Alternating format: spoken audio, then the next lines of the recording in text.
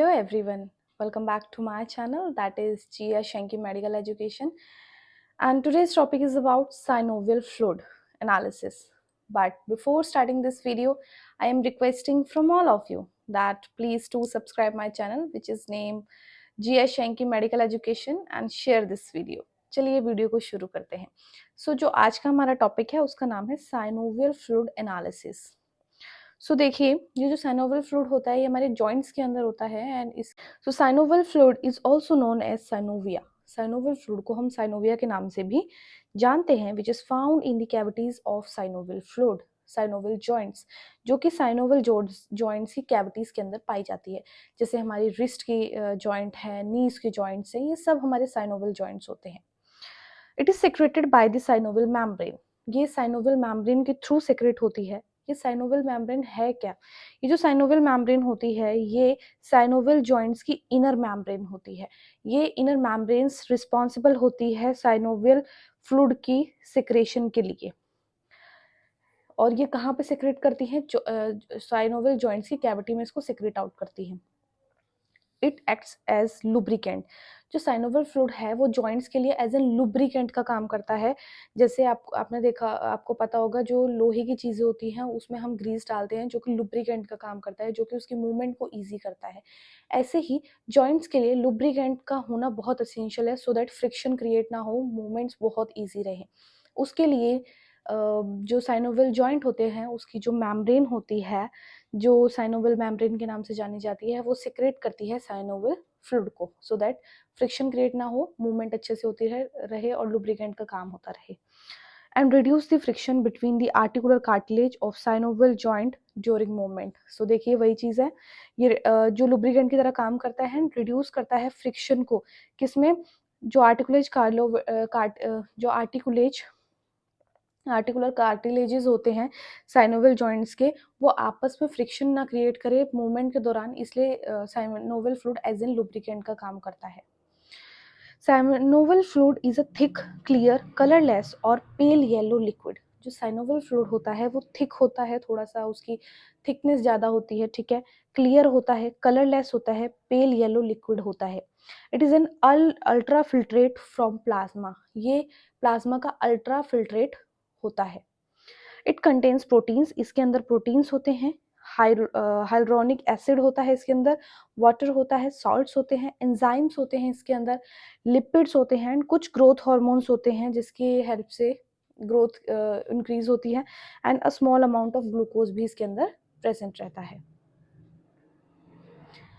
Now hydronic acid is secreted by synovial membrane.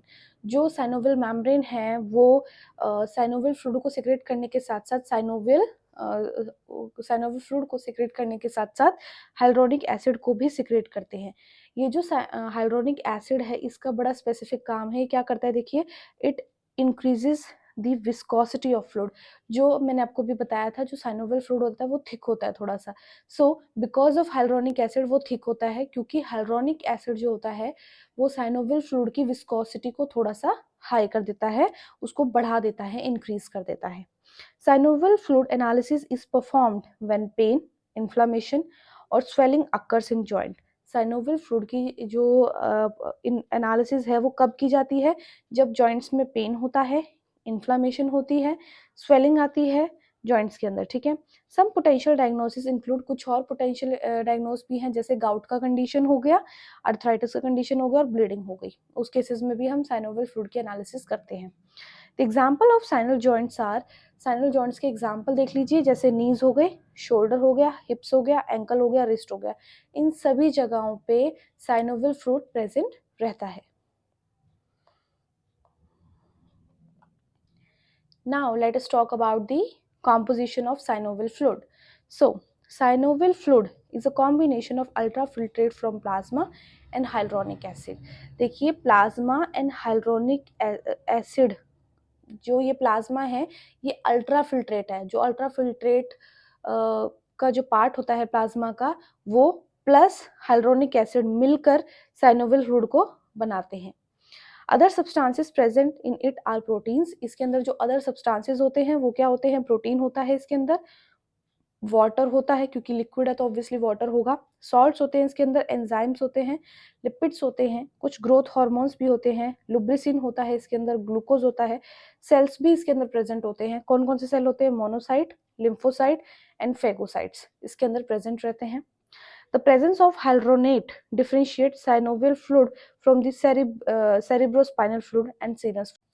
जो हाइलोनेट जो present होता है इस फ्लूइड के अंदर, वो साइनोवियल फ्लूइड को सीएसएफ और सीरस फ्लूइड से अलग बनाता है, ठीक है, उससे डिफरेंशिएट करता है, क्योंकि इसकी हेल्प से ही जो इसकी विस्कोसिटी होती है वो इंक्रीज होती है। नाउ साइनोवियल फ्लूइड की प्रॉपर्टीज के बारे में डिस्कस करते हैं।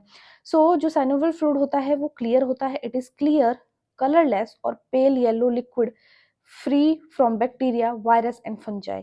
ये जो लिक्विड होता है ये क्लियर होता है, कलरलेस होता है, पेल येलो लिक्विड होता है। इसके अंदर ना तो कोई बैक्टीरिया होता है, ना कोई वायरस होता है और ना ही कोई फंजाई होता है। It does not clot since it does not contain clotting factors. जो साइनोवियल फ्लूइड होता है इसके अंदर किसी भी तरीके का क्लॉटिंग फैक्टर प्रेजेंट नहीं होता है, जिसकी वजह से ये क्लॉट भी नहीं होता है। It is thixotropic, that is it is viscous and elastic. ये जिंडोट्रॉफिक होता है। इस टर्म का मतलब क्या है? ये विस्कस होता है, इलास्टिक फ्लूइड होता है। It is non Newtonian fluid, okay, ये नॉन न्यूटोनियन फ्लूइड होता है। And each joints contain about 1 ml of synovial fluid। हर एक जॉइंट अपने अंदर 1 ml of synovial fluid को कंटेन करता है। However, large joints such as knee, जैसे कि लार्ज जॉइंट्स होते हैं जैसे कि knees, ankle, hip, shoulder and wrist, वो 4 से 5 ml अपने अंदर साइनोवियल फ्लूइड को कंटेन करते हैं। एंड जो स्मॉल जॉइंट्स होते हैं उनके अंदर 1 ml साइनोवियल फ्लूइड की प्रेजेंस होती है। Able to form a string of 4 to 6 centimetres long, ये स्ट्रिंग बना सकता है जो कि 4 से 6 सेंटीमीटर की लॉन्ग होती है, लंबाई में होती है। लिकोसाइट काउंट इसके अंदर लेस देन 200 सेल्स पर माइक्रोलीटर होते हैं। न्यूट्रोफिल्स इसमें 25% से लेस देन रहते हैं। ग्लूकोज की बात करें तो 10 mg/dl से लेस देन इसकी वैल्यू रहती है। टोटल प्रोटीन लेस देन 3 ग्राम पर डीएल होता है। एंड क्रिस्टल्स इसके अंदर प्रेजेंट नहीं होते हैं। अगर क्रिस्टल्स प्रेजेंट होंगे तो जॉइंट्स में पेन होगा, इसीलिए ये क्लियर एंड कलरलेस होता है। Now let us talk about the function of synovial fluids. जो अभी हमने वैसे बात कर ली है फंक्शंस के बारे में, लेकिन पढ़ लेते हैं दोबारा से। देखिए, ये एक्ट करता है एज एन लुब्रिकेंट, ठीक है, provides nutrition to the cartilage. जो हमारे कार्टिलेज होते हैं उनको न्यूट्रिशन प्रोवाइड करने में साइनोवियल फ्लूइड हेल्प करता है। शॉक अब्जॉर्बर होता है, जब जॉइंट्स पे चोट लगती है तो सबसे पहले जो साइनोवियल फ्लूइड होता है वो शॉक को अब्जॉर्ब करता है, रोकता है चोट को, ठीक है। उसके बाद रिड्यूस फ्रिक्शन, क्योंकि ये लुब्रिकेंट का काम कर रहा है तो ये जो मेम्ब्रेन होती है उनको फ्रिक्शन करने से रोकता है, कार्टिलेजेस आपस में फ्रिक्शन ना क्रिएट करे उसको रोकता है। सप्लाईज ऑक्सीजन, ऑक्सीजन को सप्लाई करता है। Remove carbon dioxide, carbon dioxide को रिमूव करता है। और मेटाबॉलिक वेस्ट प्रोडक्ट जो होता है उसको भी रिमूव करता है। साइनोवियल फ्लूइड का एनालिसिस देखिए हम कब कब करते हैं, मतलब indications. Synovial fluid analysis helps to determine condition that inflames the joint. हम ऐसी कंडीशंस को डिटरमाइन कर सकते हैं साइनोवियल फ्लूइड के एनालिसिस से जिस कंडीशंस की वजह से जॉइंट्स इन्फ्लाम्ड हो रहे हैं, जैसे कि गाउट की कंडीशन हो गई, रिमेटॉइड अर्थराइटिस हो गया। And infection like septic arthritis, septic arthritis infection की वजह से होता है, उसको डायग्नोज किया जा सकता है। Bleeding disorders like haemophilia, haemophilia एक ब्लीडिंग डिसऑर्डर्स होता है एंड उसकी भी डायग्नोसिस हम with the help of synovial fluid analysis कर सकते हैं। Then there is a osteoarthritis, ठीक है, उसकी भी डायग्नोसिस हम with the help of synovial fluid analysis से कर सकते हैं। अब बात करते हैं कि कलेक्शन कैसे करना है साइनोवियल फ्लूइड का, हैंडल कैसे करेंगे, प्रोसेस कैसे करेंगे। कलेक्शन साइनोवियल फ्लूइड का देख लीजिए। The synovial fluid is collected by inserting a needle into the joint. Synovial fluid को कलेक्ट करने के लिए हम क्या करेंगे, जो निडल होती है उसको जॉइंट में इंसर्ट करना होता है। The procedure is termed as arthrocentesis. जो प्रोसीजर है इसका नाम दिया गया है, इसको आर्थ्रोसेंटिस्ट के नाम से जाना जाता है। इसको जॉइंट एस्पिरेशन के नाम से भी जाना जाता है। The collection of fluid has dual purpose. Fluid के कलेक्शन के दो पर्पस होते हैं, देखिए, एक होता है डायग्नोस्टिक पर्पस, एक होता है थेरापोटिक पर्पस। जो डायग्नोस्टिक पर्पस होता है, इससे हम क्या करते हैं, to determine the cause of joint swelling, joint के अंदर स्वेलिंग आ रही है, जॉइंट के अंदर इन्फ्लेमेशन आ रहा है, उसका रीजन क्या है, वो डायग्नोस्टिक पर्पस है। एंड थेरापोटिक का पर्पस का मतलब क्या है, the removal of fluid is therapeutic goal which may help to relieve pain and pressure of the joint. जब फ्लूइड अपनी मात्रा से ज़्यादा इंक्रीज हो जाता है, वो पेन क्रिएट करता है। जब हम फ्लूइड को एक्सेस मात्रा में जब वो हो जाता है, तो उसको जब हम निकालते हैं तो वो थेरापोटिक पर्पस होता है, थेरेपी भी हम उससे दे रहे हैं। जब एक्सेस फ्लूइड निकल जाएगा तो वो जॉइंट्स के अंदर पेन रिलीफिंग का काम करेगा एंड जॉइंट के अंदर जो प्रेशर क्रिएट हो रहा है वो भी कम हो जाएगा। The samples are collected in different tubes for specific purpose as given below. जो सैंपल है हम 3 ट्यूब में लेते हैं, उनका रीजन है, देखिए क्या है। हम 3 सैंपल 3 ट्यूब में लेंगे। जो फर्स्ट ट्यूब है उसमें हम प्लेन ट्यूब में लेंगे। ये जो प्लेन ट्यूब में हम सैंपल ले रहे हैं वो केमिस्ट्री और इम्यूनोलॉजी लैब के अंदर यूज किया जाता है सैंपल। ट्यूब सेकंड में हम हिपरिन ट्यूब में लेते हैं, जो हिपारिन हमारा नेचुरल एंटीकोगुलेंट होता है, उस वाली ट्यूब में लेते हैं सैंपल को, जो कि माइक्रोबायोलॉजी सेशन के लिए यूज किया जाता है। देन ईडीटी ट्यूब में लेते हैं, थर्ड ट्यूब होती है वो हम हिमेटोलॉजी एंड साइटोलॉजी लैब के लिए यूज करते हैं। नोट, एक स्पेशल नोट देख लीजिए, if the specimen can not be examine immediately, अगर हम स्पेसिमेन को तभी के तभी एग्जामिन नहीं कर सकते हैं because of some reason, fluid should be frozen, आप फ्लूइड को फ्रोजन कर दें and stored at -70°C until examine, तब तक उसको स्टोर करके रखें -70°C पे, जब तक आप उसका एग्जामिनेशन ना कर ले, लेकिन फ्रोजन करना है आप, अदरवाइज वो खराब हो जाएगा। Now let us talk about the routine examination of synovial fluid. दो टाइप से किया जाता है, पहले हम इसका ग्रॉस अपीयरेंस देखते हैं एंड सेकेंडली हम इसका माइक्रोस्कोपिक एग्जामिनेशन करते हैं। पहले बात करते हैं ग्रॉस अपीयरेंस के बारे में। ग्रॉस अपीयरेंस में हम सबसे पहले कलर एंड उसकी क्लैरिटी के बारे में जानकारी लेंगे। देखिए, नॉर्मली जो साइनोवियल फ्लूइड है नॉर्मली क्लियर होता है, कलरलेस होता है, पेल कलरलेस टू पेल येलो रहता है, ठीक है। अब नॉर्मली हम देखें तो वो रेड ब्राउन दिख सकता है, जेंडोक्रोमिक दिख सकता है, रेड ब्राउन को जेंडोक्रोमिक बोल सकते हैं। वो इसलिए हो सकता है कि जॉइंट्स के अंदर हेमोरेज हो गया है, ठीक है, ब्लड ब्लीडिंग हो रही है, ठीक है। सो हेमरेज हो गया है, चोट इनर जो इनर मेम्ब्रेन्स हैं वो रप्चर हो रही हैं, उनके अंदर चोट लग गई है जिसकी वजह से हेमरेज हुआ है, ठीक है, इनर ब्लीडिंग हुई है। Then there is a yellow और क्लियर, वो नॉन इन्फ्लेमेटरी एफ्यूजन होता है। येलो और क्लाउडी दिख रहा है मतलब इन्फ्लामेशन है। व्हाइट क्लाउडी या फिर मिल्की दिख रहा है, वो क्रिस्टल्स के केस में पाया जाता है। ये तो हो गई कलर एंड क्लैरिटी के बारे में बात। अब बात करते हैं विस्कोसिटी के बारे में। It is determined by string test, string test से इसको डिटरमाइन किया जाता है। देखिए, synovial fluid is allowed to fall from the pipette, pipette में साइनोवियल फ्लूइड लिया जाता है एंड उसको अलाउ किया जाता है कि वो नीचे ड्रॉप बाय ड्रॉप गिरे, ठीक है।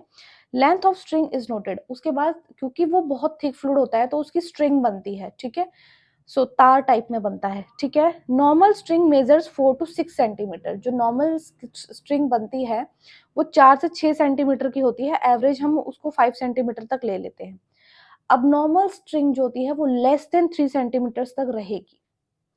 Low viscosity is due to reduced content of hyaluronate and reduced polymerisation. अगर विस्कोसिटी कम है, ठीक है, इसका मतलब ये है कि जो साइनोवियल फ्लूइड है उसके अंदर हाइड्रोनेट बहुत कम है एंड उसके अंदर पॉलीमराइजेशन भी बहुत कम हो रहा है।